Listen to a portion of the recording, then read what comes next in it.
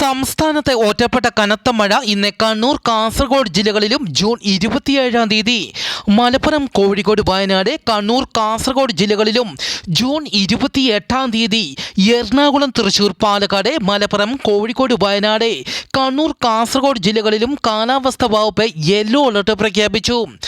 കേരളത്തിൽ ഇന്നും നാളെയും ഇടിമിന്നലോട് കൂടിയ മഴയ്ക്കും മണിക്കൂറിൽ 50 കിലോമീറ്റർ വരെ വേഗതയിൽ കാറ്റിനും സാധ്യത.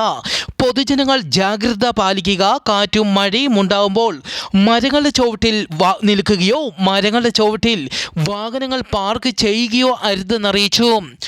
ജൂൺ 27, 28 തീയതികളിൽ കേരള, കർണാടക, ലക്ഷദ്വീപ് തീരങ്ങളിൽ മണിക്കൂറിൽ 60 കിലോമീറ്റർ വരെ വേഗതയിൽ കാറ്റിന് സാധ്യത.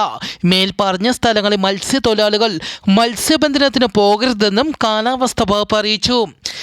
അരുണാചൽ പ്രദേശിൽ മിന്നൽ പ്രളയം, നിരവധി വീടുകൾ തകർന്നു. ഡാമുകളെല്ലാം നിറഞ്ഞതോടെ റെഡ് അലർട്ടും പ്രഖ്യാപിച്ചു. മണ്ണിടിച്ചിലിനെ തുടർന്ന് നിരവധി റോഡുകൾ അടച്ചു. 1 ലക്ഷത്തോളം ജനങ്ങളെ സുരക്ഷിത കേന്ദ്രങ്ങളിലേക്ക് മാറ്റി പാർപ്പിച്ചു. സ്കൂളുകൾക്ക് അവധിയും പ്രഖ്യാപിച്ചു.